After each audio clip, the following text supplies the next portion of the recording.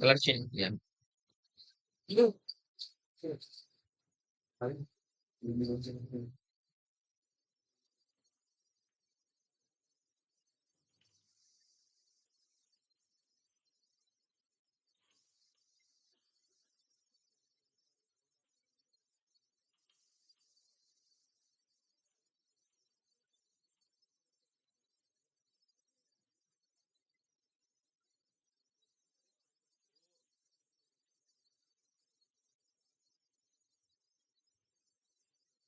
Excretory product और there elimination,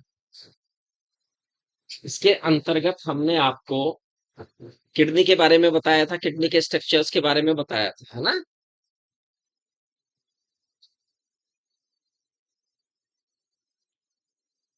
हमने बताया था कि किडनी में लगभग ईच किडनी में कितनी नेफ्रॉन्स होती है, लगभग कितनी होती है एक किडनी में लगभग नेफ्रॉन की संख्या है? एक दो तीन कितनी, दो होती है। एक किडनी में दो नेफ्रॉन होती है,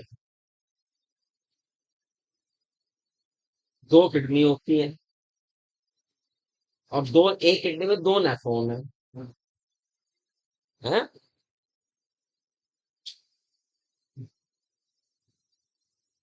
कितनी नेफ्रॉन होती है बेटा एक किडनी में?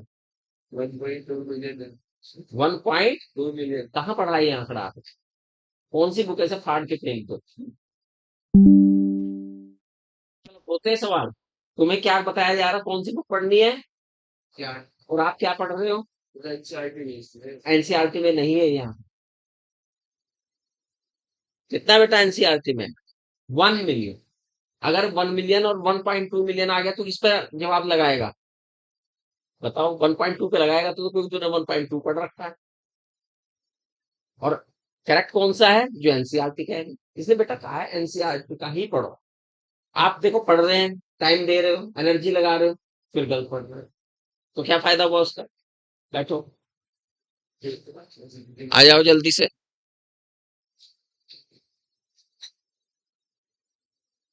तो कितनी होती है कितने में इनकी संख्या? 1 मिलियन। 1 मिलियन का मतलब 10 लाख, है ना।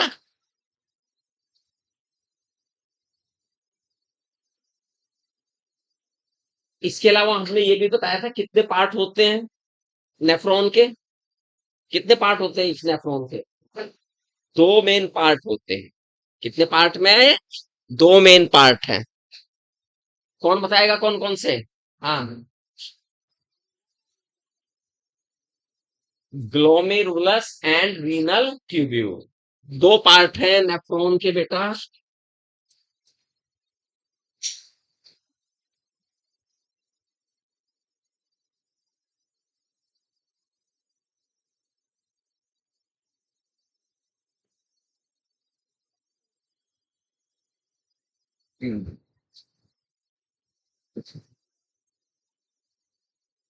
ठीक। अब ये ग्लोमेरुलस है क्या? What is this glomerulus? कौन बताएगा क्या है ग्लोमेरुलस? हाँ, वो पीछे पीछे पीछे पीछे ग्रुप ऑफ कैपिलरीज। और जरा स्पेसिफाई करके बताओ, व्हाट इज ग्लोमेरुलस? और कोई स्पेसिफाई कर सकता है इसे? हाँ, हाँ, आप ये कह सकते हैं group of efferent arteriole capillaries. नाम दे दो उस कैपिलरी, है ना। एट्रियोल का उसका नाम दे दो, स्पेसिफाई करना है। टफ्ट है, ये गुच्छा है। किसका? कैपिलरीज का। किसकी है वो कैपिलरी? कहां से निकली है? कौन सी आर्ट्रियोल से बनी है वो? और ये एफरेंट एट्रियोल कहां से आई है? It is a branch of renal artery, fine branch of renal artery. हमने बताया ना रीनल आर्टरी कर रही है एंटर एक किडनी में, और वो रीनल आर्टरी अंदर एंटर करके कई ब्रांचों में बट जाती है। और उसका एक पार्ट क्या है?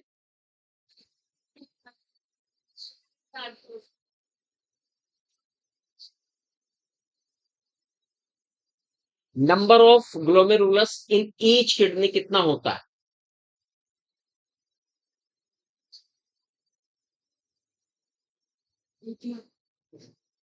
Number of glomerulus in each kidney एक होता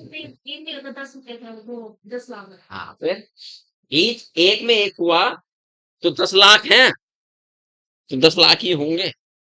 बैठो कभी। अब ये जो ग्लोमेरुलस है ये है कहाँ? अगर हम देखें रीनल ट्यूब्यूल्स को, तो रीनल ट्यूब्यूल्स कहाँ से शुरू होती है? एक कप शेप स्ट्रक्चर से शुरू होती है। एक कप शेप स्ट्रक्चर से शुरू होती है जिसे हम क्या नाम देते हैं? Bowman capsule.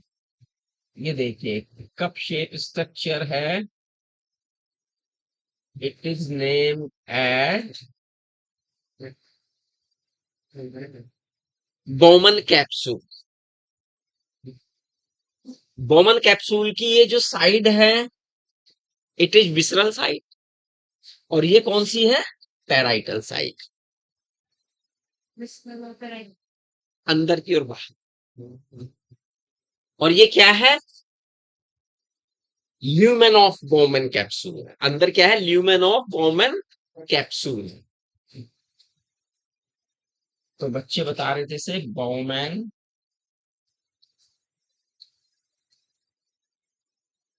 कैप्सूल। और ये ट्यूबुलर पार्ट फिर यहां पर पास वाले हिस्से में क्या हो जाता है बेटा?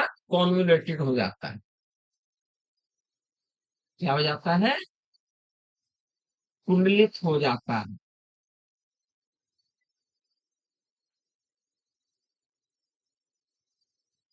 और इस पार्ट को हम क्या कहते हैं? क्योंकि ये बोमन कैप्सूल के पास है, तो इसे क्या कहते हैं? Proximal convoluted tubule.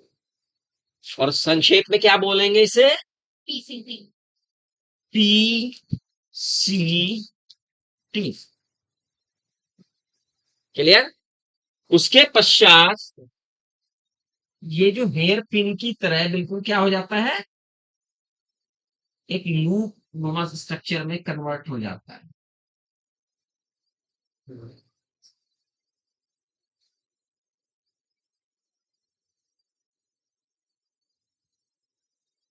और इस पार्ट को हम क्या बोलते हैं? हैलने लूप। और आफ्टर दैट इसका जो डिस्टल पार्ट है वो भी क्या हो जाता है बच्चों? कॉन्वोलेटेड हो जाता है। और इसे हम क्या बोलते हैं? Distal convoluted tubule. संक्षेप में क्या बोलेंगे इसे? D T C. Sorry, DCT. एक डीसी।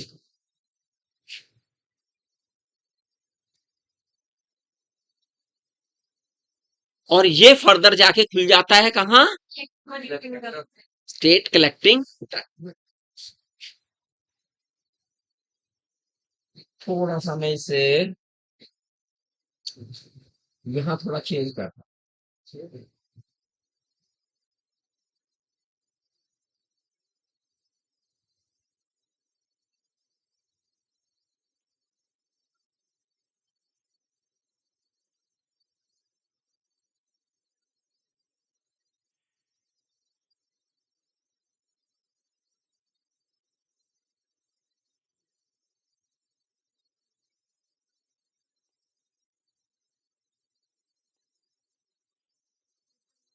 ये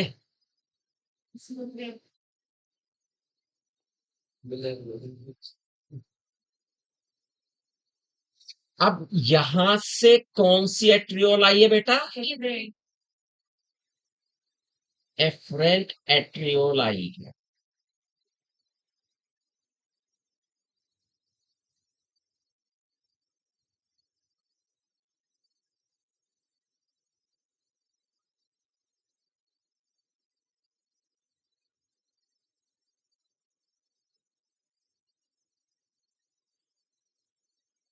और इसने आके क्या बना लिया, एक गुच्छा बना लिया है इसे, और इस गुच्छे को ही हम क्या नाम दे रहे हैं?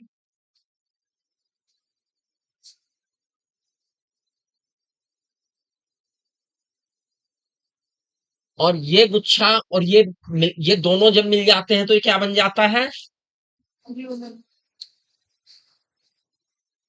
रीनल कॉर्पुसल्स या ग्लोमेरुलस, ग्लोमेरुलस कॉर्पुसल्स या ग्लोमेरुलस एप्रेटस, इसे कई नाम से जाना जाए ना।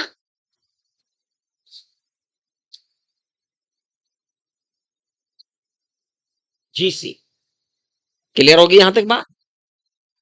उसके पश्चात ये कौन है बेटा? एफरेंट। और ये जो बाहर निकली है, ये जो लेके जाएगी, ये लेकर आ रही है बोमन कैप्सूल के अंदर, ये लेके जा रही है बोमन कैप्सूल से, तो ये जाने वाली है इफ्रेंट।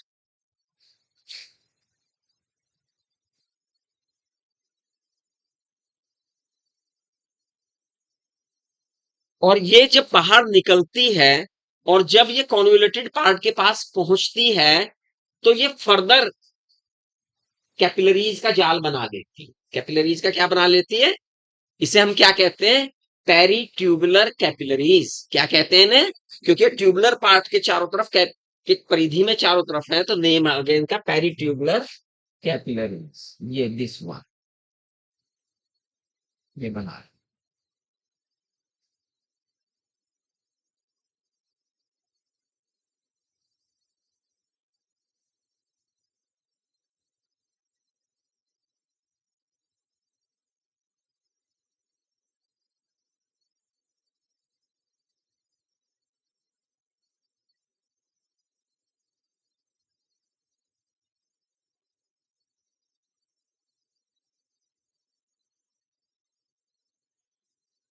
This one. इसका नाम क्या है बच्चों? Peritubular capillary. यहां तक बात समझ में आ गई या नहीं आई?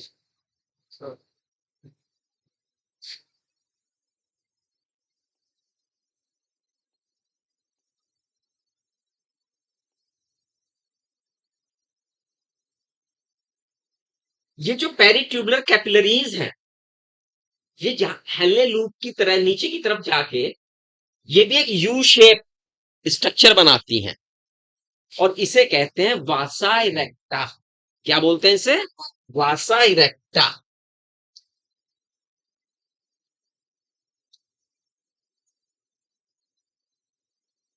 क्लियर?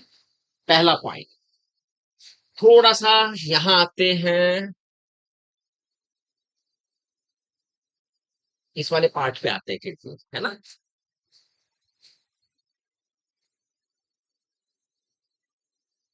इस वाले, ये आप देख रहे हैं कॉर्टेक्स हिस्सा है, और ये मेडुलरी हिस्सा है। ये जो हमारा नेफ्रॉन है, इसका एक ग्लोमेरुलस, ये दोनों पीसीटी एंड डीसीटी, दोनों के तीनों के तीनों ये कौन से रीजन में मिलते हैं? कॉर्टेक्स रीजन में। कौन से रीजन में है? कॉर्टेक्स रीजन में है, इस रीजन में, कॉर्टेक्स वाले।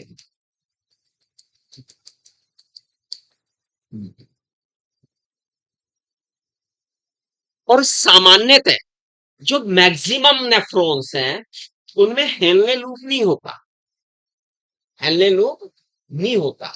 और अगर होता भी है तो वो कॉर्टेक्स रीजन में ज्यादातर होता है, बहुत थोड़ा सा हिस्सा ही मेडुलरी रीजन में जाता है उनका। उन्हें कहते हैं कॉर्टिकल नेफ्रॉन्स, और ज्यादातर नेफ्रॉन कॉर्टिकल नेफ्रॉन्स ही होती हैं।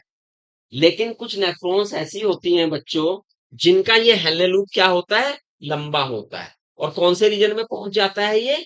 मेडुलरी रीजन में जा, किसमें पड़ा रहता है ये? पूरा का पूरा मेडुलरी रीजन में पड़ा रहता है। और इन्हें क्या बोलते हैं? जक्स्टा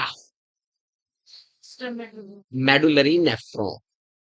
ठीक है, जक्स्टा मेडुलरी नेफ्रॉन। बात समझ में आई? जक्स्टा मेडुलरी, इनकी संख्या बहुत कम है, 15% के करीब। जेक्स्ट्रा मेडुलरी नेफ्रॉन्स। मैक्सिमम कौन सी नेफ्रॉन है? Cortical nephron. समझ में आ गया कॉर्टिकल नेफ्रॉन्स का मतलब? जिनमें ये हिस्सा और ये हिस्सा तो सबका ही कॉर्टेक्स में है। कॉर्टिकल नेफ्रॉन्स में ये हिस्सा होता नहीं, होता है तो बहुत छोटा होता है, जबकि जेक्स्ट्रा मेडुलरी नेफ्रॉन में ये हिस्सा क्या होता है? बहुत ही लंबा होता है। मैक्सिमम जो नेफ्रॉन्स है वो किस टाइप की है? कॉर्टिकल नेफ्रॉन्स है। बहुत कम नेफ्रॉन जो है जेक्स्ट्रा मेडुलरी नेफ्रॉन्स। यहां तक बात समझ में आई है बच्चों या नहीं आई? ये ह्यूमन में जाता है। इसका कारण भी है, इसका कारण भी है, क्योंकि आयन बैलेंस करने का काम इन्हीं का ही। पीएच आयन को बैलेंस करने वाली ये जेक्स्ट्रा ही है। ठीक है ना? यहां तक बात समझ में आ गई? स्ट्रक्चर समझ में आया सब बच्चों को? है एफरेंट इफरेंट आया समझ में? है? दूसरा पेरिट्यूबुलर आया, वासा इरेक्टा समझ में आया, जेक्स्ट्रा मेडुलरी नेफ्रॉन समझ में आया आपको, पीसीटी एंड डीसीटी समझ में आया आपको, हेनलेस लूप समझ में आया होगा, ग्लोमेरुलस समझ में आया होगा, ग्लोमेरुलस कॉर्पसल समझ में आया होगा, या रीनल कॉर्पसल समझ में? हाँ जी। हाँ, कलेक्टिंग जो डक्ट है वो कॉर्टेक्स और मेडुला दोनों से पास होती है। कलेक्टिंग डक्ट्स जो है कॉर्टेक्स और मेडुला दोनों से क्या होती हैं? पास होती है। इस तरह से यू यू आएंगी। ठीक है ना? ये दोनों से पास होती है। ये कॉर्टेक्स में भी होती हैं और मेडुला वाले हिस्से में भी। ठीक, समझ में आ गया सब बच्चों को ये? अब काम क्या होगा? Urine formation. यूरिन कहाँ बनता है? अगर मैं आपसे पूछूं यूरिन कहाँ बनता है तो आप कहेंगे किडनी में। यूरिन कहाँ बनता है? किडनी में बनता है। पहले ये तो मोटा आंसर है। यूरिन कहाँ फॉर्मेशन होता है? किडनी में। यूरिया कहाँ फॉर्म होता है? लीवर। ये दो डिफरेंट चीजें हैं, इन्हें कंफ्यूज नहीं होना है ना? पहले मोटी, ये तो मोटी मोटी बात है। अब फॉर्मेशन ऑफ यूरिया हमें देखना है। फॉर्मेशन ऑफ क्या देखना है? इस चित्र की भी मुझे जरूरत है तो इसे छोटा कर लूं, इस पहले इसे मिटा देता हूं, उस वाले की जरूरत नहीं है तो जगह मिल जाएगी।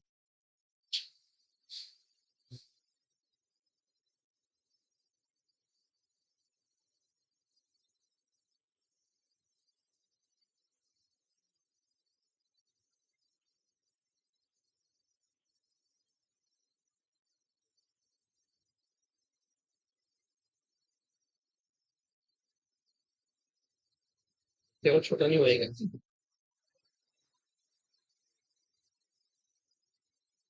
तेरा नाम भरे ना रहे, चित्र रहना चाहिए।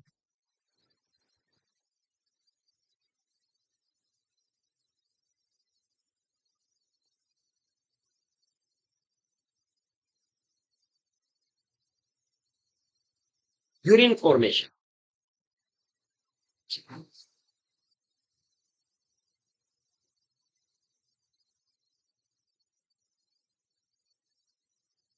जब हम यूरिन फॉर्मेशन की बात करते हैं तो यूरिन फॉर्मेशन के तीन प्रमुख पद हैं, तीन मेन चीजें होती है यूरिन फॉर्मेशन। आगे जाओ, साउंड कम जाएगी।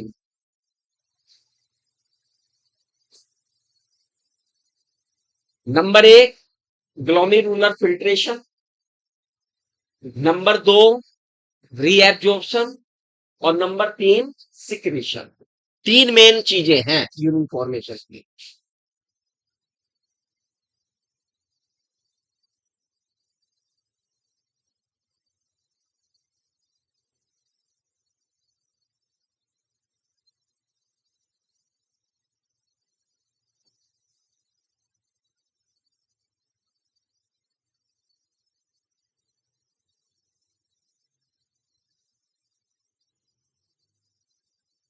ठीक है बच्चों?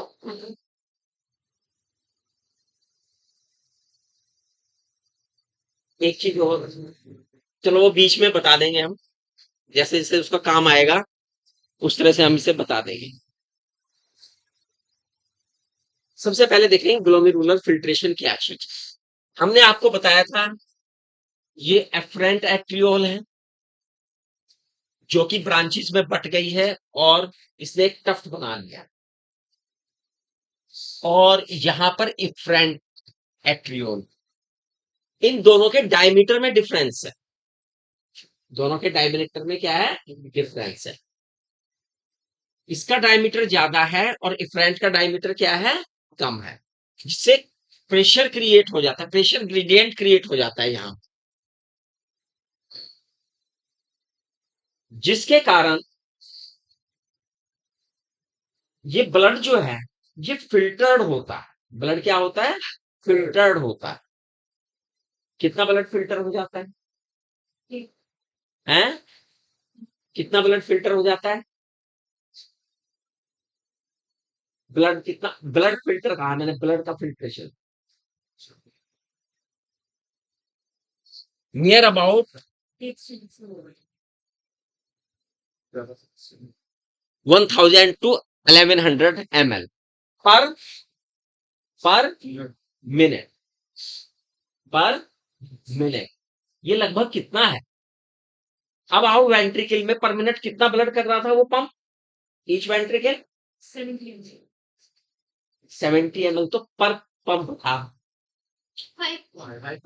5 लीटर, 5000 ml, यानी ये इसका लगभग 1/5 है, इसके वॉल्यूम का उसके वॉल्यूम का लगभग कितना है, 1/5 है।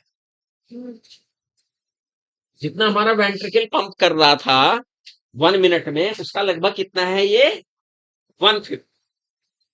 इतना वॉल्यूम फिल्टर होता है 1 मिनट में हमारी किडनी में, क्लियर?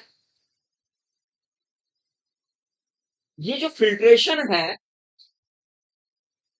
ये सीधा सीधा फिल्टर नहीं है। वास्तव में देखो बच्चों, इस हिस्से में, ये जो हिस्सा है हमारा, ये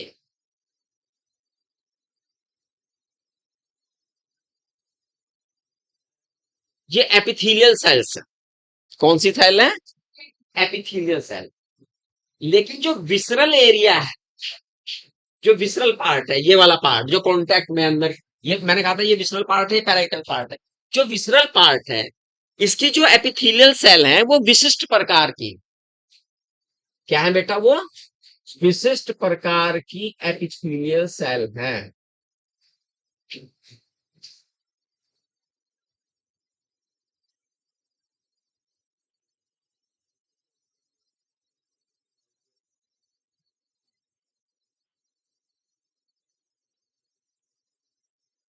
विशेष प्रकार की एपिथेलियल सेल्स है, और जो ब्लड कैपिलरीज है उनके साथ वो अरेंज होती है बड़ी कॉम्प्लेक्स तरीके से, और तब इन्हें एपिथेलियम ना कह के इन्हें कहते हैं पोडोसाइट्स।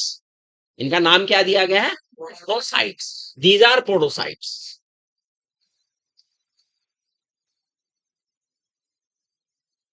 पोडोसाइट्स हैं। अब ये मान लिया ब्लड कैपिलरीज है, और पोडोसाइट्स ने उसे चारों तरफ से जकड़ा हुआ, इस तरह से ये अरेंज होती है इस पूरे एरिया में। इनके बीच बीच में आपको कुछ स्लिट दिखाई दे रहे होंगे, दिखाई दे रहे, इन्हें कहते हैं स्लिट पोर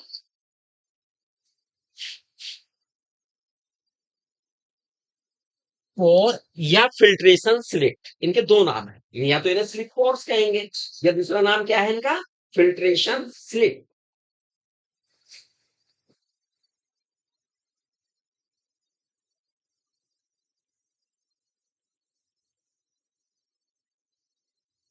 क्लियर? अब जरा देखते हैं, ये ब्लड कैपिलरीज है, ये है तो कांटेक्ट में, अगर मैंने इसे अंदर बना दिया इसके, तो क्या होगा फिर समझ में नहीं आएगा, इसलिए ये मान के चलिए कि मैं इसे थोड़ा बाहर करके बना रहा हूं पोडोसाइट को। ये पोडोसाइट के जो छोटे छोटे उभार बनाए ना, ये मान के चलिए वो बड़े बड़े उभार हैं जो मैंने बनाए, ठीक है, यहाँ छोटे उभार बनाए। अब ये जो हमारी ब्लड कैपिलरीज है, इसकी सबसे लेयर कौन सी होगी, एंडोथेलियम होगी। क्या होगी, एंडोथेलियम होगी। और एक लेयर होगी पोडोसाइट्स की, और उनके बीच में बेसमेंट मेम्ब्रेन, उनके बीच में क्या है, तो कितने लेयर मामला हो गए, 3 लेयर मामला हो गया। फिल्ट्रेशन होने के लिए ये 3 लेयर स्ट्रक्चर है। अब आपको कुछ ऐसा ही कुछ याद आया होगा, आपकी एल्वेोली के भीतर जब गैसेस एक्सचेंज होता है ना, वहां पर भी इस तरह की बातें हमने बताई थी कि क्या क्या था वहां पर। उससे इसका क्या जो डिफरेंस है वो याद रखना है, डिफरेंस करते हुए। अब इसके इन तीनों लेयर के थ्रू फिल्टर होता है फिल्ट्रेट, तीनों लेयर से फिल्टर होके आता है और वो कहां भर जाता है, ल्यूमेन।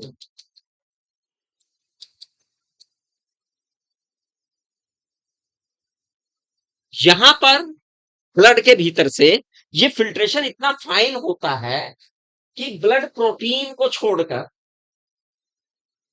ब्लड प्रोटीन को छोड़कर और कुछ ब्लड सेल्स को छोड़कर सारा का सारा हिस्सा फिल्टर होके आ जाता है अंदर। ये बहुत फाइन फिल्ट्रेशन, बहुत बारीक फिल्ट्रेशन है। That's why it is known as ultrafiltration. ये जो ग्लोमेरुलर फिल्ट्रेशन है, इसका नाम क्या दिया गया है, एक और नाम अल्ट्रा फिल्ट्रेशन।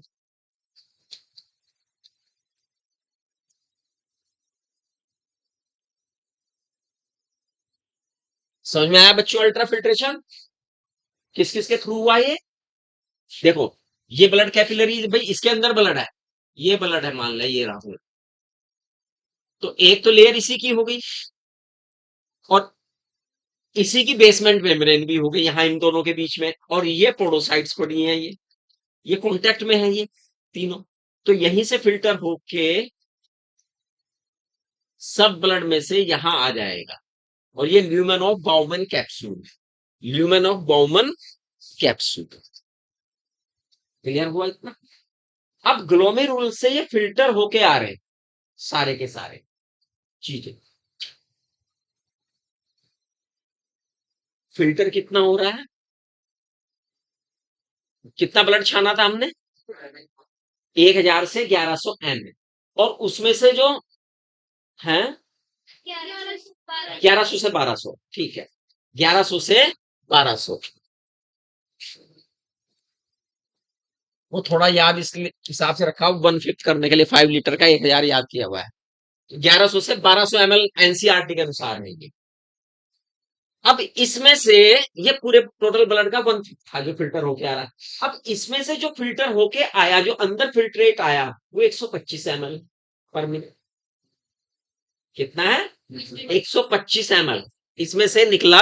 इतना छना ब्लड आके और इसमें से फिल्ट्रेट हमें कितना मिला, 125। यहां पे उसका हिसाब रख लो, तो अंदर तो कितना आएगा, केवल 125। यहां 1100 से 1200 छन रहा है, तो अंदर तो 125 ml फिल्टर किया। किसने फिल्टर किया ये ग्लोमेरुलस के थ्रू आया। इसे कहते हैं ग्लोमेरुलस, ग्लोमेरुलर फिल्ट्रेशन रेट। क्या कहते हैं, ग्लोमेरुलर फिल्ट्रेशन रेट, GFR। कितना है ये, कितना होता है, 125 ml पर मिनट। 1 मिनट, 1 मिनट में है ये। तो भैया पूरे दिन में कितना हो गया ये, 24 घंटे है, 24 घंटे और 60 मिनट है। इनकी आप मल्टीप्लाई करेंगे तो ये लगभग बैठेगा कितना, 180 लीटर पर डे।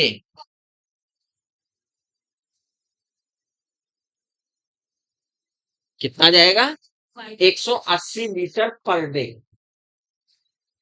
क्लियर, इतनी बात समझ में आई सब बच्चों को। ये जो फिल्ट्रेशन है, जो पूरे के पूरा हो रहा है, ये फिल्ट्रेशन होके, सीधे बैठो,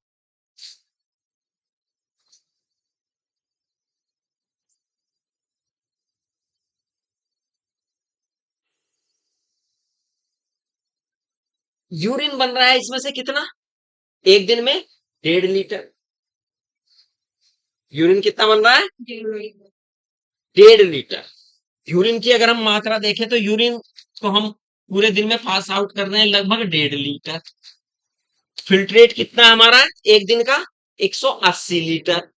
और उसमें से हम यूरिन कितना निकाल पा रहे हैं? 1.5 लीटर। तो बाकी 180 लीटर का क्या हो रहा है?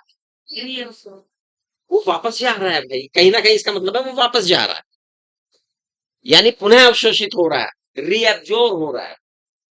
क्या हो रहा है? रीएब्जॉर्ब हो रहा है। कहाँ रीएब्जॉर्ब हो रहा है?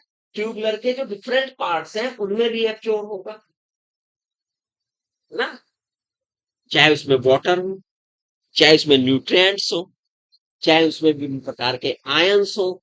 वो डिफरेंट पार्ट में, जो ट्यूबुलर पार्ट है उसके डिफरेंट पार्ट में क्या होंगे? रीएब्जॉर्ब। क्या होंगे बच्चों?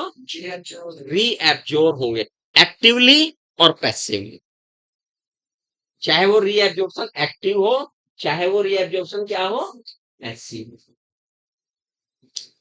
मोटा मोटा एक्टिव रीएब्जॉर्प्शन किस किस का हो रहा है भैया? न्यूट्रिएंट्स है, हैं, इलेक्ट्रोलाइट्स है, न्यूट्रिएंट्स है, इलेक्ट्रोलाइट्स है। इलेक्ट्रोलाइट्स की जब बात करता हूं तो आयंस है, इलेक्ट्रोलाइट्स की बात करता हूं तो क्या है? आयंस।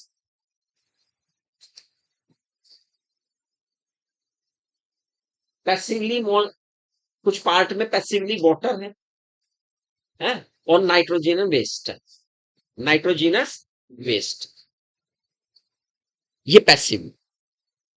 ठीक। अब ये जो हमारी किडनी है बहुत स्मार्ट है बच्चे, हमारी किडनी क्या है? बहुत ही, इसकी सेल्स जो है बहुत स्मार्ट है। अब ये रीएब्जॉर्प्शन करने के लिए ये हमारे शरीर में केवल एक्सक्रीटा को बाहर नहीं कर रही है, हमारे शरीर का पीएच भी मेंटेन किए हुए। क्या मेंटेन किया हुआ है? पीएच भी मेंटेन करते हैं। और जो आयंस है उनके बीच में एक संतुलन भी बनाए रखते हैं। और ऑस्मैटिक जो प्रेशर है, ऑस्मो रेगुलेशन है, वो काम भी किडनी के द्वारा ही संपन्न होता है। इसलिए कुछ मात्रा में आयंस जो है सेलेक्टिवली वापस भी आ जाते हैं, जा भी सकते हैं और वापस आ भी सकते हैं। किस काम के लिए? हमें पीएच बैलेंस करना है, एसिड बेसिक बैलेंस करना। नंबर 2 में आयंस के नंबर बैलेंस करना है, कुछ आयंस निकल ना जाए, एक्सिस बह ना जाए, है ना, सोडियम ना बह जाए हमारा कहीं। और जो हमारा फ्लूइड है बीच में, इंटरस्टिशियल फ्लूइड है उसमें, और ब्लड का जो फ्लूइड है उसके बीच में जो प्रेशर है, ऑस्मोटिक प्रेशर है, वो भी संतुलन बना रहे। ये कार्य करने का काम कौन कर रहा है? किडनी कर रही है। इसलिए कुछ आयंस जो हैं निकल कर वापस चले जाते हैं, आ जाते हैं ल्यूमन में या इसके पार्ट में, ट्यूबुलर पार्ट में, और इसे हम कहते हैं सिक्रीशन। इसे हम क्या कहते हैं? सिक्रीशन। इतनी बात समझ में आई या नहीं? है? क्या क्या बात समझ में आई बताओ?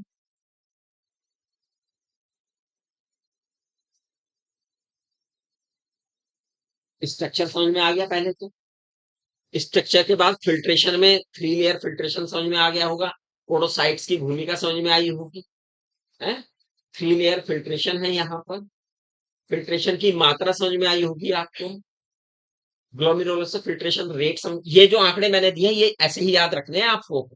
ये थोड़ा है ना कि भैया पर मिनट में 1100 से 1200 ml छना ब्लड, ये तो है ब्लड। और इसमें से पर मिनट निकल के कितना आया हमारे पास? 125 ml।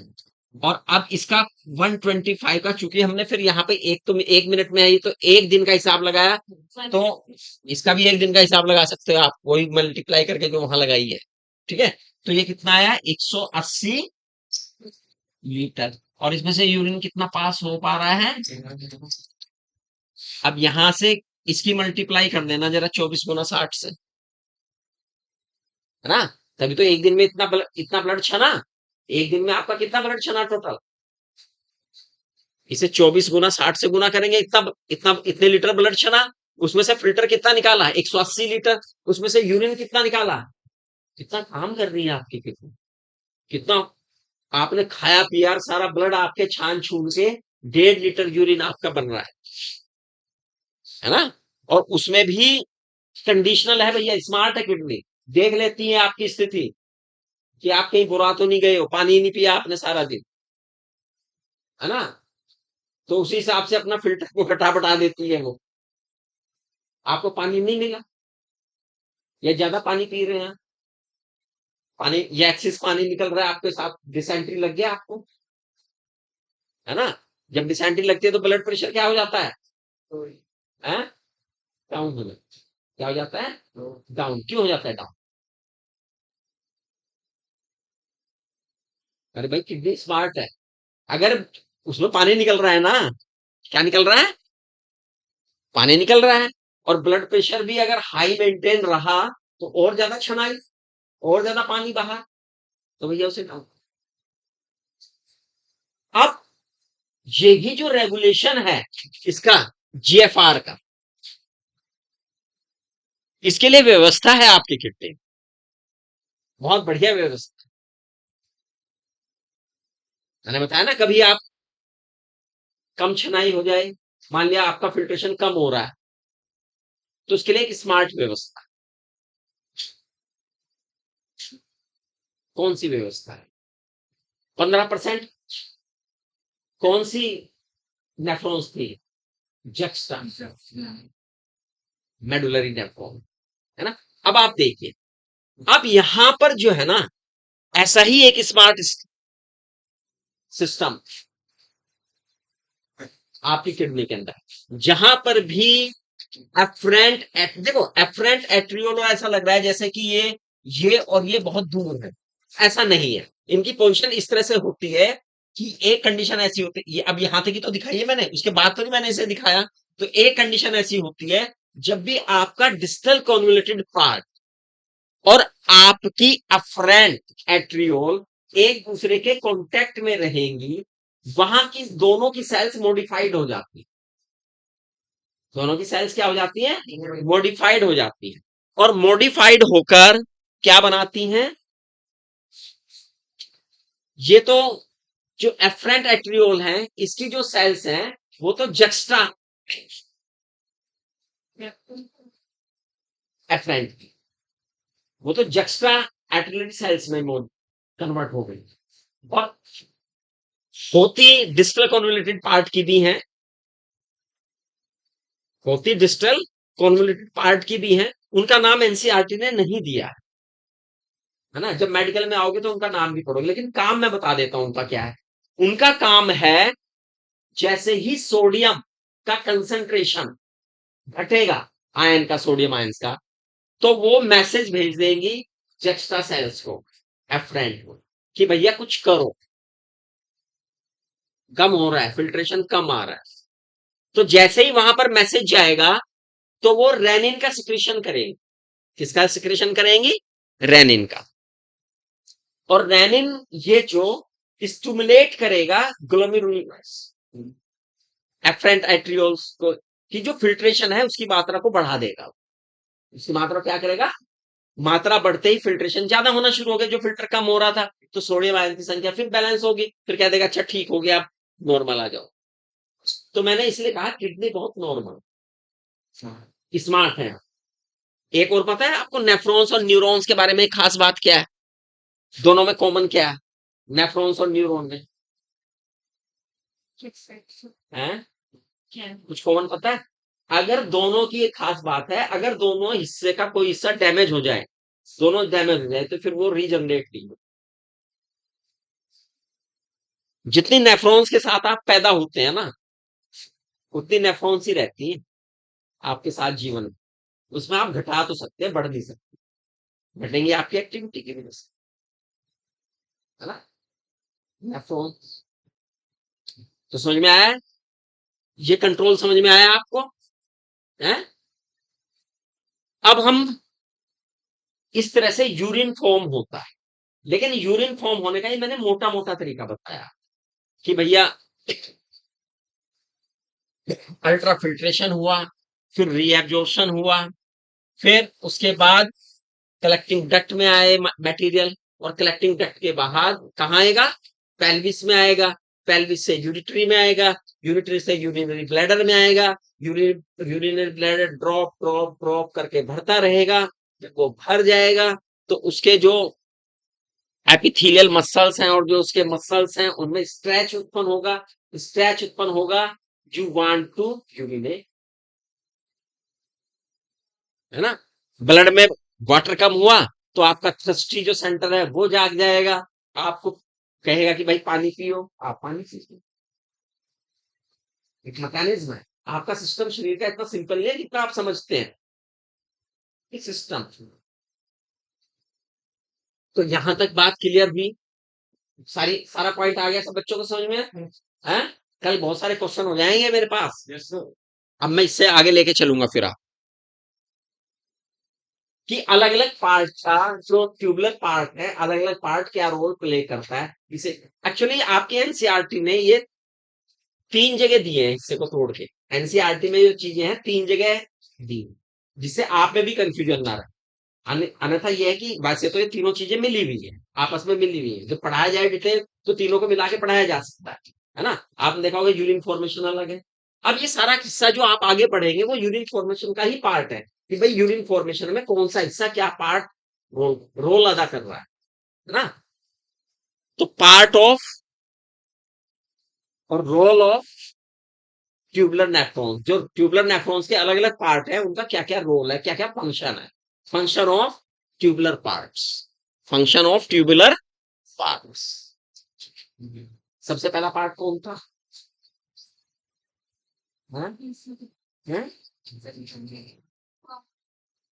Bowman capsule.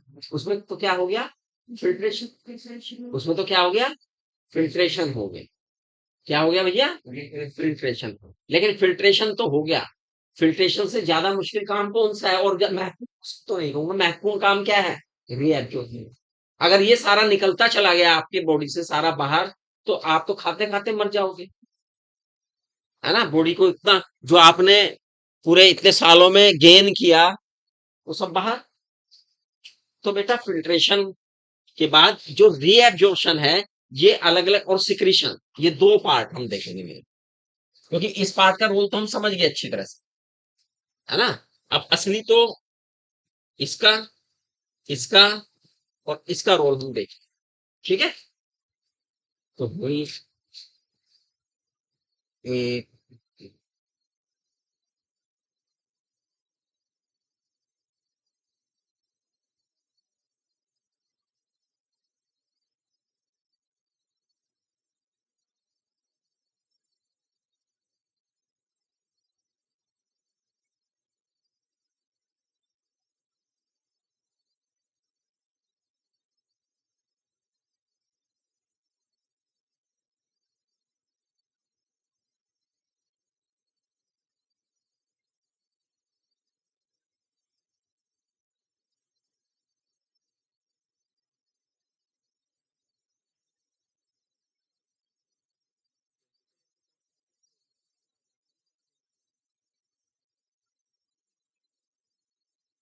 खड़े हो जाओ।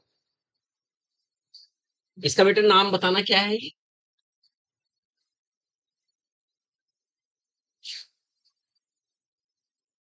अभी क्लास से बाहर निकालू।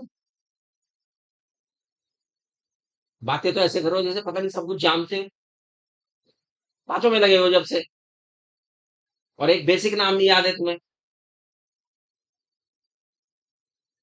तुम खड़े हो, तुम बताओ।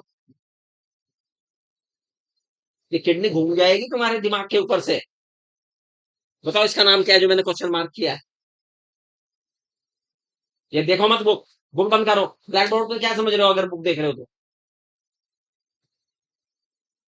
तुम बताओ नाम इसका। अभी तो बड़ी बंदी हिल रही थी, बहुत सीख गए, बहुत सीख गए। आप बताओ। और लगातार बात कर रहे हो चारों पांचों जने। आप बोलिए। हैं? क्या नाम है? जोर से बोलो भाई। आप बताओ। तू रहने दे, वो बताएगा पीछे चश्मे वाला बच्चा बैठा। आप बोलो।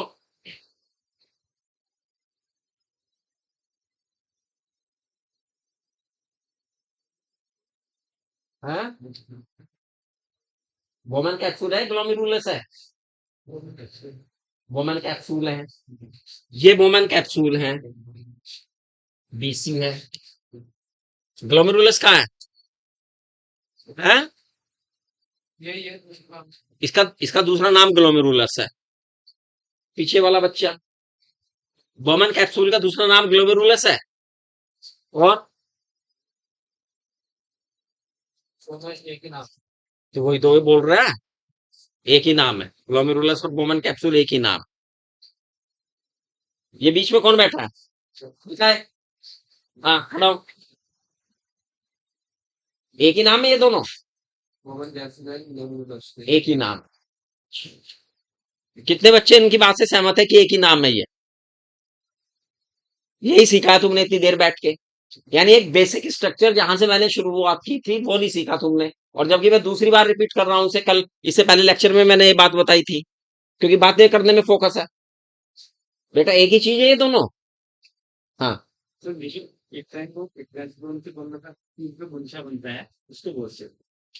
ग्लोमेरुलस तो इनके बीच में है ये अच्छा ये ये है ग्लोमेरुलस तो है ना और ये कौन है बॉमन कैप्सूल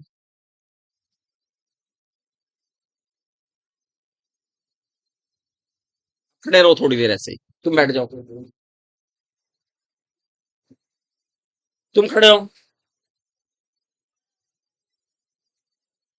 बॉमन कैप्सूल और ग्लोमेरुलस मिलके कुछ बनाते हैं क्या आपस में इस पूरे हिस्से को क्या कहूं मैं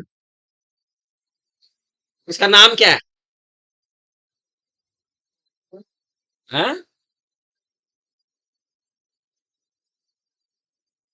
क्या नाम है पूरे का बताओ यही तो मैं पूछ रहा हूँ कितना सीख रहे हो तुम बैठे बैठे और ये मैं कोई बहुत पुराना पढ़ाया हुआ नहीं अभी जस्ट कुछ मिनट पहले पढ़ाया हुआ आप कंसंट्रेट कितने हो क्लास के अंदर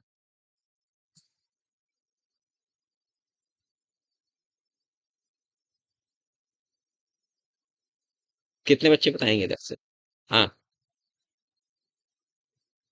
क्या हो रहा है तुम्हें हेलेलू कहाँ हाँ जी मेलपीगियन कॉर्पोसल्स रीनल कॉर्पोसल्स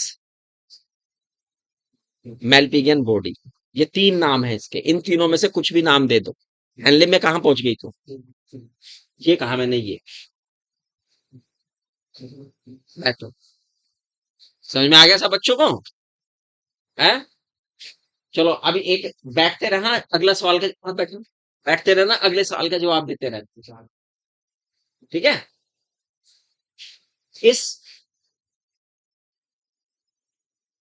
ग्लोमेरुलस को बनाने के लिए जौन सी आर्ट्रियोल ब्लड लेके आ रही है उसका नाम बता दो हाँ एफरेंट क्या एफरेंट एट्रियोल बैठ जाओ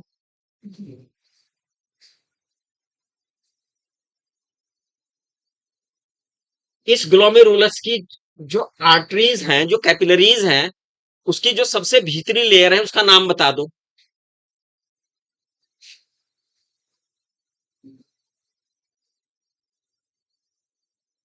इन बच्चों में से खड़े हाँ जी मोनोसाइट्स मोनोसाइट्स हैं पोडोसाइट्स अच्छा ये है पोडोसाइट्स तुम्हें यही नहीं पता कुछ पता नहीं चल रहा क्या हो रहा क्या नहीं हो रहा बस नाम सुन लिया पोडोसाइट तो पोडोसाइट है ये ब्लड कैपिलरीज है वो और उसके अंदर की लेयर पूछी है मैंने ये तो पिछले लेसन में पढ़ाई थी मैंने और उससे पहले लेसन में पढ़ाई थी मैंने हर लेसन में आ रही है और उससे टिश्यू वाले लेसन में भी पढ़ाई थी मैंने 4 लेसन हो गए पढ़ाते पढ़ाते और तब तुम ये हाल बता रहे हो क्या है बेटा क्या नाम है एंडोथीलियम क्या है ये एंडो चलो ये बता दो एंडोथीलियम है किस टाइप की सेल्स ये बताओ आज तुम्हारा ज्ञान ही टेस्ट करे कितना सीख लिया तुम क्या सीखते हो बैठ के एंडोथीलियम किस टाइप की सेल है किस टाइप का टिश्यू है कुछ नहीं पता नथिंग एट ऑल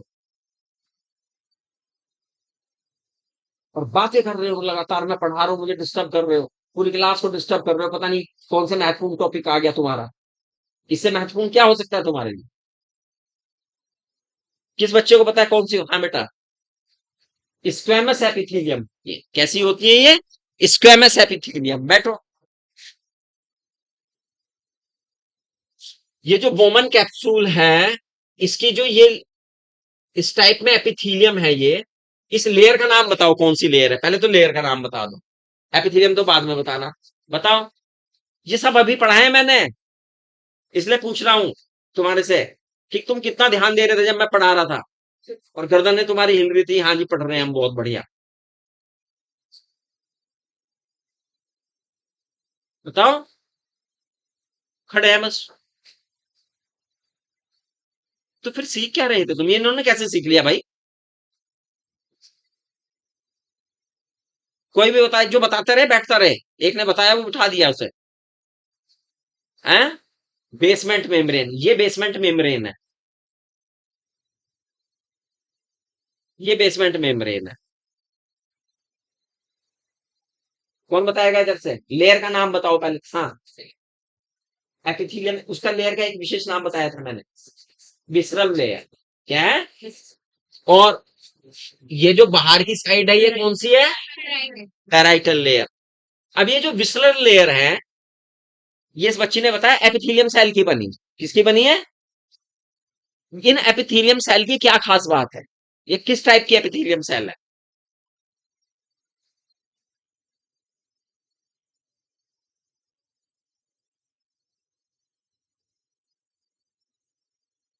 कितने बच्चों को पता है इधर? हाँ, पोडोसाइट, ये है पोडोसाइट्स, है ना? लेयर और सेल दोनों में अंतर। तो आप बता रहे थे ना पोडोसाइट, मैंने पहले लेयर पूछा था, और आप क्या बता रहे थे? सेल्स का नाम बता रहे थे। बैठ जाओ, तुम्हारा थोड़ा सा अंदाजा था इसलिए तुम्हें बैठा दिया।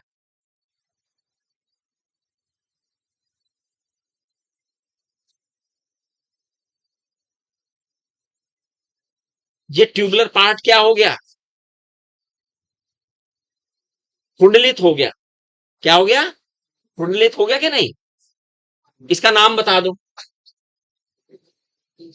हैं? पीसीटी की फुल फॉर्म बताओ। तो सामने देख के, सामने देख के, नीचे नहीं गर्दन करे, सामने मेरी आंख में आंख मिला के बताओ। हाँ, एनिमुलेटेड। अबे सी बोल रहा है, पीसीटी, सी से ही कोई नाम दे देता। Proximal convoluted tubule. हट जाओ। पीसीटी है ये। ये पीसीटी है, तो ये क्या है? हैं? Henle's loop. बैठो। हैनलेज लूप है तो इसका तो पता है, हैनलेज लूप का। हैनले लूप में देख रहे हैं, यहां से निकलने के बाद ये नीचे की तरफ बुझा जा रही है, और ये घूम के फिर ये ऊपर की तरफ जा रही है ना? अभी हालांकि मैंने नाम नहीं बताया इसलिए मैं पूछूंगा भी नहीं। और उसके बाद फिर से ये कुंडलित हो गया हिस्सा। हो गया नहीं? इस हिस्से का नाम क्या है? हैं? डीसीटी। क्या मतलब है इसका? डीसीटी की फुल फॉर्म बताओ। Digital. Digital convoluted tubule. Proximal कहते हैं निकट, डिजिटल कहते हैं दूर, है ना? बैठ जा। तू बताया digital convoluted tubule.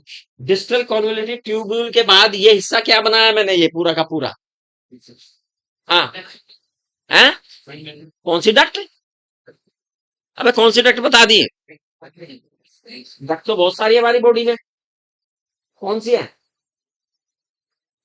Collecting duct या कलेक्टिव डक्ट? है? बैठ। अब तू बता बेटा, ये हिस्सा, ये हिस्सा, और ये हिस्सा, यानी ये पूरा पार्ट, यूं। और अगर ये किडनी बना दूं मैं, तो ये किडनी के कौन से हिस्से में है?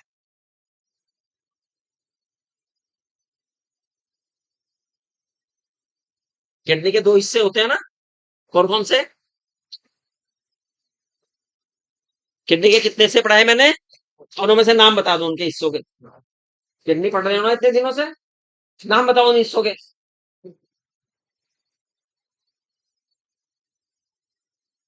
वैसे देखो मैंने किडनी मांग ली हो तुम्हारी, भाई किडनी नहीं मांगी मैंने तुम्हारी, किडनी में नाम पूछिए तुम्हारे।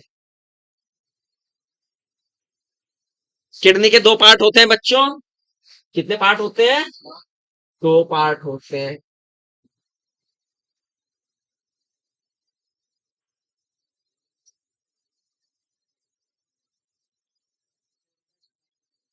कौन कौन से? Cortex and medulla. तो भैया मैंने पूछा है कॉमन कैप्सूल, पीसीटी, डीसीटी किस हिस्से में आते हैं किडनी के? अगर बंटवारा कर दे तो किस हिस्से में जाएंगे ये? कैट्रैक्स मेडुला। Cortex medulla. तो बच क्या गया? कॉर्टेक्स में। तो मेडुला में क्या जाएगा? कोई पार्ट जाता है नेफ्रॉन का मेडुला में? कौन सा?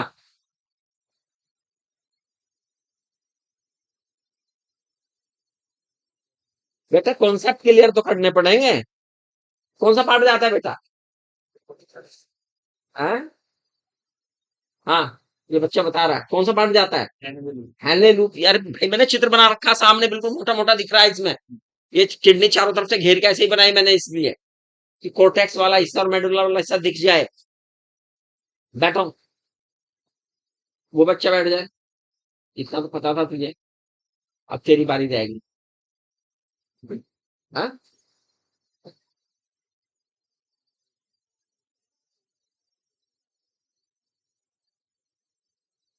अल्ट्रा फिल्ट्रेशन कहाँ होता है इस पूरी किडनी?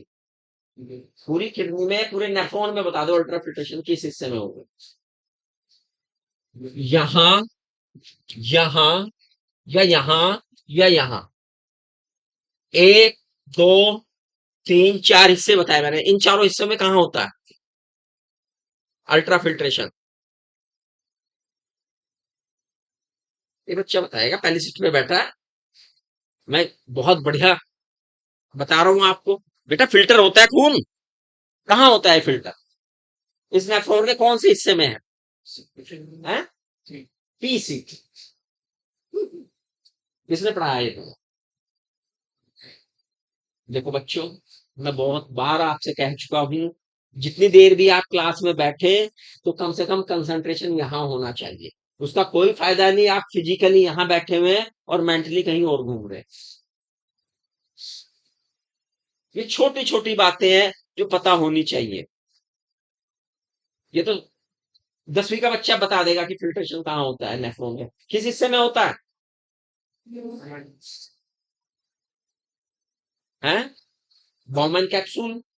बॉमन कैप्सूल के भीतर ग्लोमेरुलस है, तो वहां हो रहा है ये काम। ये फिल्ट्रेशन का काम तो यही निमट गया बेटा। है? फिर बैठो। अब बात नहीं आनी चाहिए जब मैं पढ़ाऊं। बिल्कुल साइलेंट, पिन ड्रॉप साइलेंस होके सुनना। मेरी गर्दन इधर हुई, अगर तुम्हारी बात आई तो सवाल पूछ पूछ के पूरा पोस्टमार्टम कर दूंगा। ठीक है? हाँ। फायदे फायदा है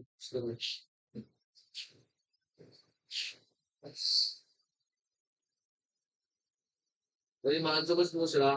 पूछिए। थोड़ा सा पूछो बस। पूछो पूछो।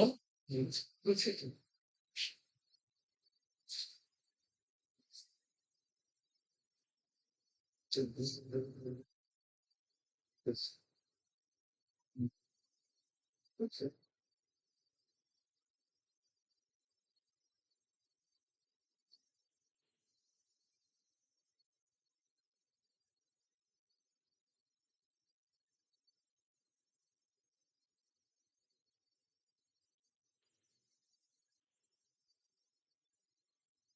समझ में आ गया?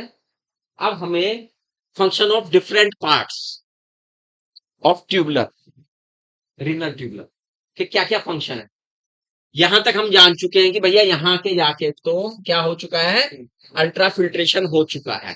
फिल्टर होके सारा का सारा मटेरियल यहां है और यहां के बाद यहां। सबसे पहले पीसीडी की बात करते हैं, प्रॉक्सिमल कॉन्वोल्यूटेड ट्यूब्यूल्स की बात करते हैं। बेटा ये जो ट्यूबुलर एरिया है ना, अब फिल्ट्रेशन का काम तो हो गया, अब यहां पर जो बाकी बचे हुए हिस्से का काम है एब्जॉर्प्शन का। एक प्रश्न आएगा अभी, देखो टेक्निकल, तुम्हारे से ही पूछूंगा, एब्जॉर्ब करने का। क्या करने का है? पहली बात तो जितने भी आपने टिश्यू पढ़े हैं, ध्यान से सुनना, उन टिश्यू में से कौन सा ऐसा टिश्यू है जो एब्जॉर्प्शन के लिए सबसे मुफीद है, सबसे फायदेमंद है? केवल टिश्यू का नाम बताना है, बाकी नहीं। टिश्यू का टाइप नहीं मैंने पूछा।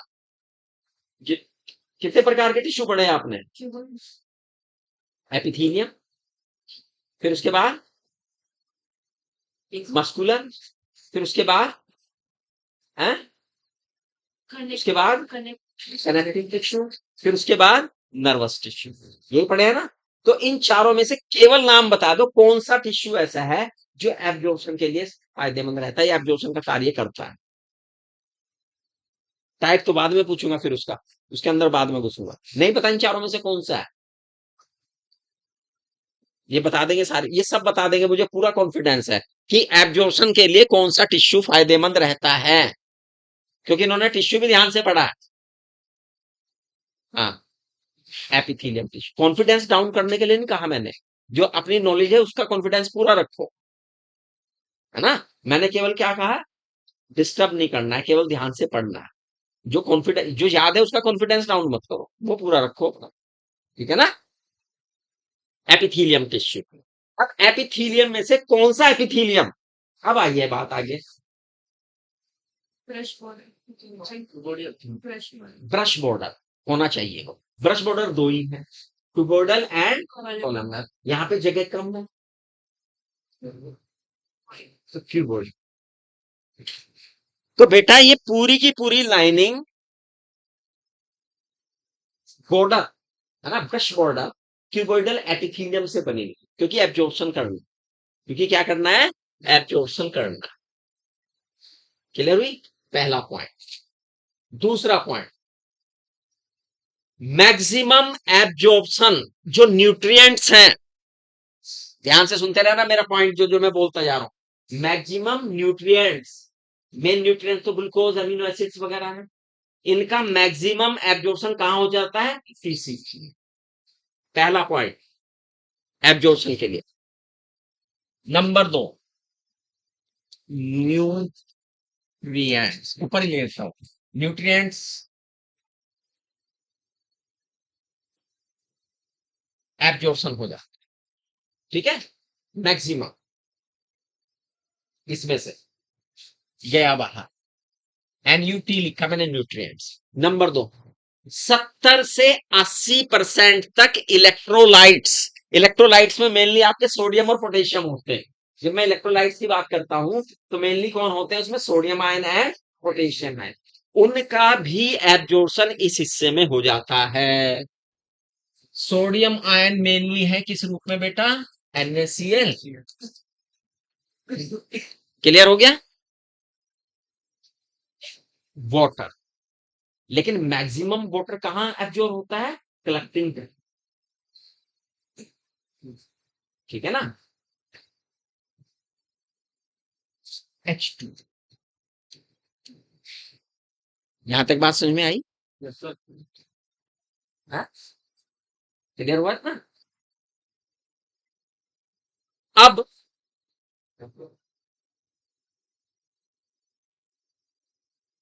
जो टिश्यू फ्लूइड है, देखो ये अगर हम इससे को देखें ना, तो बेटा ये फिर मैंने वही बता देता हूं। अगर आप एक, आपकी डायग्राम, एक डायग्राम है, कॉर्टेक्स है इस वाले, और ये मेडल,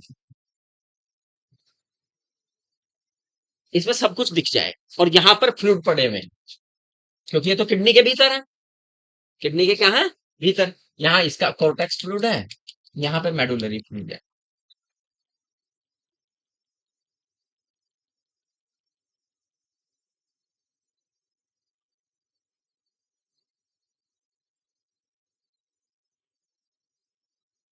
इस फ्लूइड का आयन बैलेंस करने के लिए, फ्लूइड का आयन बैलेंस करने के लिए, पीएच को मेंटेन करने के लिए कुछ इस हिस्से में सिक्रीट भी किया जा, ये तो इसमें से एब्जॉर्ब हो रहे हैं वापस, और कुछ इसमें क्या किए जा रहे हैं, सिक्रीट डाले जा रहे हैं इसके अंदर, सिक्रीट किए जा रहे हैं।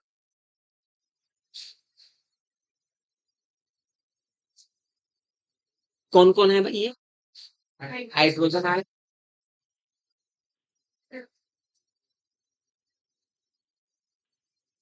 NH3, hydrogen ion NH3, and यहीं पे देखो HCO3 का रोल क्या है, HCO3 का रोल है आयन को एसिड एंड बेसिक को कंट्रोल करना, और वो HCO3 आयन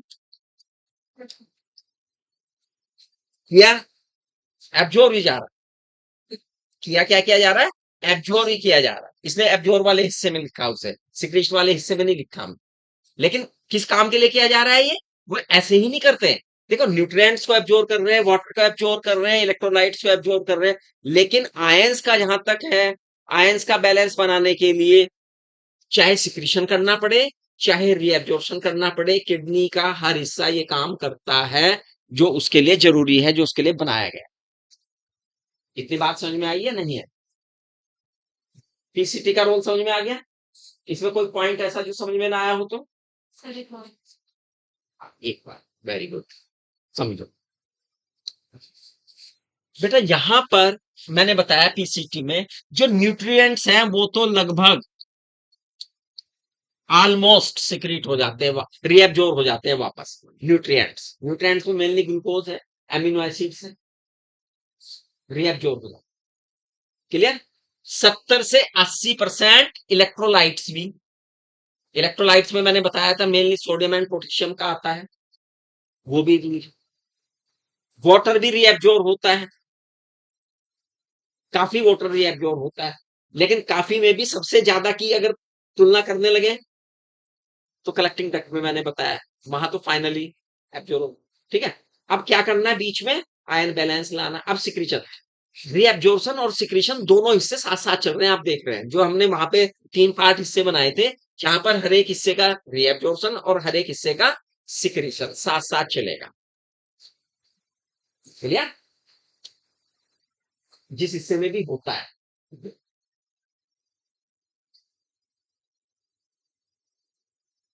क्या रह गया, सिक्रीशन, आयन बैलेंस करने के लिए। तो हमने बताया हाइड्रोजन आयन और अमोनिया। अमोनिया निश्चित रूप से अमोनियम आयन के रूप में हो गया, किसी रूप में भी होगी। अमोनिया बेसिक होती है नेचर में, क्या होती है, basic in nature. Hydrogen ion acidic है, एसिड होते ही हुए हैं जो हाइड्रोजन आयन देते हैं। बैलेंस करने के लिए SCO3 को क्या कर लेते हैं, एब्जॉर्ब किया जा रहा है, एब्जॉर्ब किया जा रहा है, सिक्रीट नहीं किया जा रहा। सिक्रीशन वाला अंदर आएगा, एब्जॉर्प्शन वाला इससे बाहर चला जाएगा, जिससे कि ये जो फ्लूइड है इसका पीएच कंट्रोल हो जाए, इसका पीएच क्या हो जाए, मेंटेन हो, ठीक है। सिक्रीशन जब भी होगा सिलेक्टिव होगा, सिक्रीशन जब भी होगा क्या होगा, सिलेक्टिव सिक्रीशन होगा, सिलेक्टिव है ना। बाकी चीजें एक्टिव पैसिव हो सकती है, लेकिन सिक्रीशन हमेशा सिलेक्टिव होगा, इट में बी एक्टिव और पैसिव। अब इसके बाद ये जो लूप वाला एरिया है इसे हम क्या कहते हैं, हेनले, क्या कहते हैं, हेनले लूप। ये जो हेनले लूप है बेटा, इसके 2 पार्ट है, इसके भी 2 पार्ट है फर्क। एक आप देख रहे हैं कि ऊपर से नीचे की तरफ आ रहा है, इसे क्या कहते हैं, जो नीचे उतरता है डिसेंडिंग आर्म या डिसेंडिंग लिम्ब, ठीक है, या डिसेंडिंग आर्म, कुछ भी कह दीजिए। और एक ये हिस्सा है, इसे हम क्या कहते हैं, असेंडिंग आर्म, ठीक है। सबसे ज्यादा रीएब्जॉर्प्शन किस एरिया में है, इस एरिया में है टोटल, और सबसे कम असेंडिंग में, डिसेंडिंग में नहीं कहा मैंने, सबसे कम किस में है, असेंडिंग, सबसे कम रीएब्जॉर्प्शन असेंडिंग पार्ट में, क्लियर, याद रहेगी ये बात। एनसीईआरटी की है ये बात, मैं बाहर से नहीं बता रहा, एनसीईआरटी में ही बात कही गई है ये बात।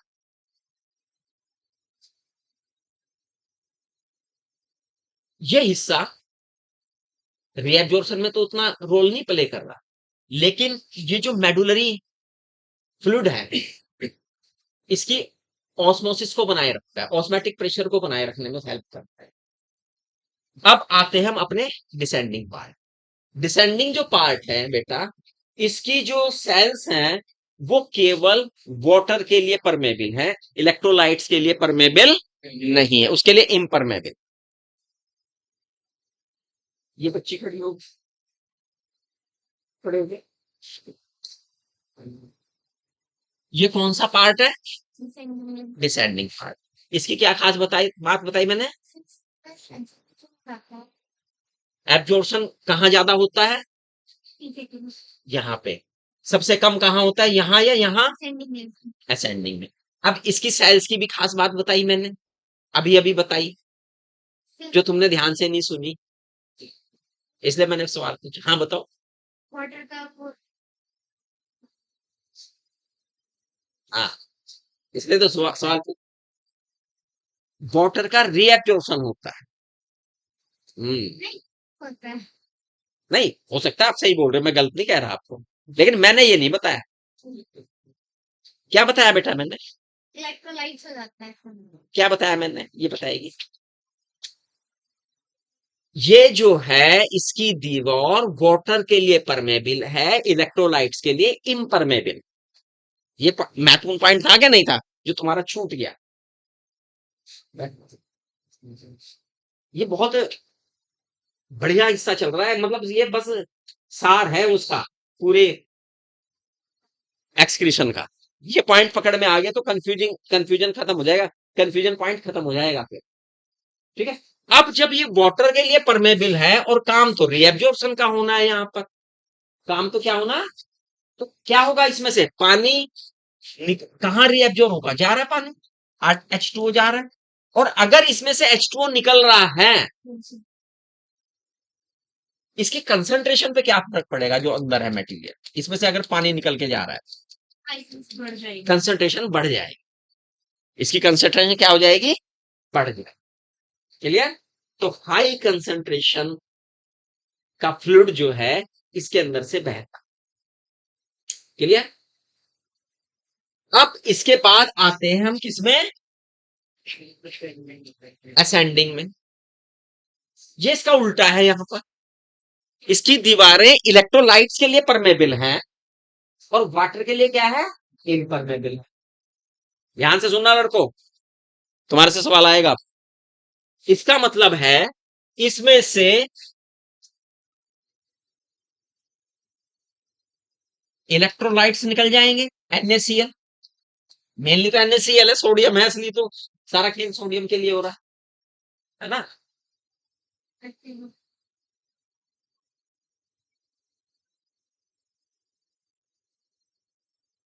आपसे सवाल, आपसे, हाँ, ये थोड़ा बताएंगे, इन्हें तो नाम याद नहीं है।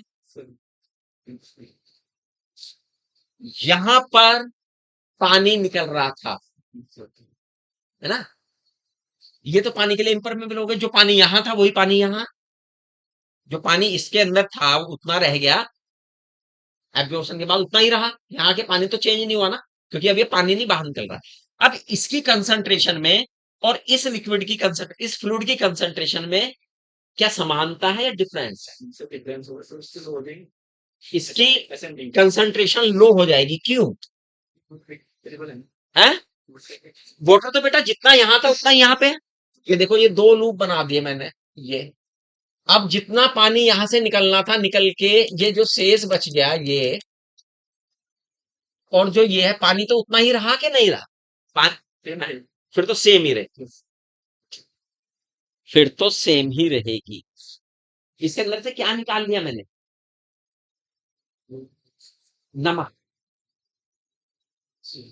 NaCl, पानी में से, उस घोल में से क्या निकाल लिया मैंने, NaCl बाहर निकाल लिया, तो कुछ कंसंट्रेशन पे फर्क पड़ा नहीं, कंसंट्रेशन होती कैसे है वैसे? अभी से हम एक पानी का कटोरा ये, एक पानी का कटोरा है, 2 कप में पानी है, है? दोनों की कंसंट्रेशन सेम। एक में नमक घोल दिया मैंने, किसकी कंसंट्रेशन ज्यादा किसकी कम? जिसमें नमक उसकी ज्यादा, और इसकी कम। क्या घोला मैंने? नमक। अब मैंने दोनों को मिक्स कर, दोनों कटोरे फिर रख ली, ठीक है। एक में से मैंने थोड़ा सा नमक निकाल दिया, यही तो खेल है किडनी में। अब किसकी कंसंट्रेशन कम किसकी ज्यादा है? मिक्स हो गया, और फिर एक में से थोड़ा सा नमक निकाल दिया, एक में से किसकी कंसंट्रेशन ज्यादा किसकी कम? उसकी उसकी कंसंट्रेशन क्या हो जाएगी? कम हो जाएगी। वही तो ये बच्ची कह रही। ये पानी तो नहीं निकाल सकते हम इसमें से, लेकिन सॉल्ट तो निकाल सकते हैं। सॉल्ट तो निकला इसमें से, यही वो पॉइंट है जो समझना है। तो हम तो यही कह रहे हैं, लो हो जाएगी, कंसंट्रेशन क्या हो जाएगी? लो। बैठ, यहां पर कंसंट्रेशन क्या हो गई बेटा? लो। क्लियर? अब चूंकि इन्हें बैलेंस भी करना है ना, अब कहां पे आ गए हम?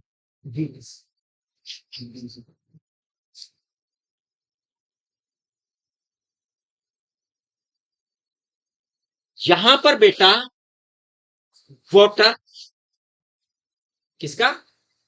वाटर का, और इलेक्ट्रोलाइट का कंडीशनल रीएब्जॉर्प्शन। यहां पे कंडीशनल शब्द है। कंडीशनल का क्या मतलब होता है? कंडीशन देखी जाएगी, क्या पानी पिया, कितना खाया, क्या खाया, है ना। हैबिट नहीं है, सामान्य नहीं है, जैसे यहां था सामान्य, यहां तो हर हालत में है सामान्यतः, यहां पर कंडीशनल है। यहां पर क्या है? कंडीशनल है। हो भी सकता है, नहीं भी हो सकता। क्या क्या? वही जो चीजें यहां हैं वो यही हैं। NaCl हो गया भैया, और उसके बाद H2O हो जाएगा। अब यहां पर चूंकि ब्लड के अंदर हमें सोडियम और पोटेशियम आयन को क्या करना है? बैलेंस करके रखना है। सोडियम और पोटेशियम आयन को क्या करके रखना है? बैलेंस। तो यहां से सिक्रीशन है किस किस का?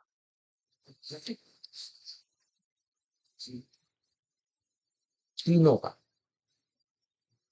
आपकी बुक में शायद इसे लिखा तो है, लेकिन डायग्राम में ये बनाया नहीं शायद, जहां तक मुझे उम्मीद है ना। और आयन का बैलेंस करने के लिए, पीएच को बैलेंस करने के लिए SCO3, ठीक है।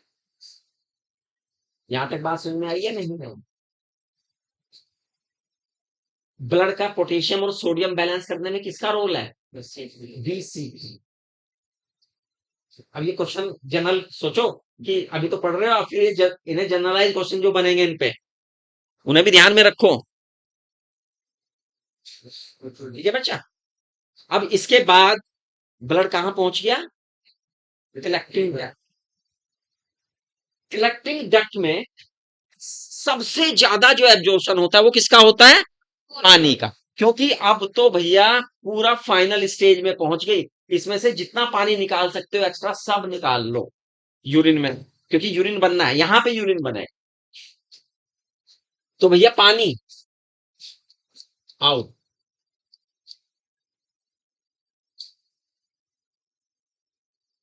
सेलेक्टिव सिक्रीशन भी है, hydrogen ion and potassium ion, है ना। और इसके साथ साथ यहां पर एक काम और होता है, ये जो मेडुला का इंटरस्टिशियल फ्लूइड है ना, इसकी ओस्मोलरिटी बनाए रखने के लिए जो जितना यूरिया इसके अंदर है उसमें से थोड़ा सा यूरिया पास आउट कर देता है ये, कि भैया ओस्मोलरिटी ना बिगड़ जाए, तो थोड़ा सा यूरिया भी ये यहां पर आ जाता है। क्लियर?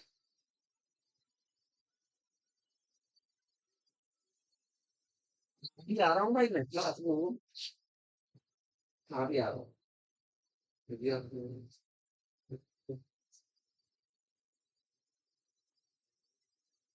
Is that clear? जहां तक बात समझ में आ गई, सब बच्चों को समझ में आया? उसके बाद कलेक्टिंग डक्ट से कहाँ आएगा ये? बताओ कहाँ आएगा कलेक्टिंग डक्ट से? कलेक्टिंग डक्ट कहाँ जाएंगी? ये जो पिरामिड्स पड़े हुए हैं ना, ये मेडुलरी पिरामिड्स देखे थे आपने, यहां पर आएंगे। यहां पर पैपिला है इनके, पैपिला से फिर पेल्विस में आएगा, पेल्विस से फिर यूरिटर में आएगा, यूरिटर से फिर यूरिनरी ब्लैडर।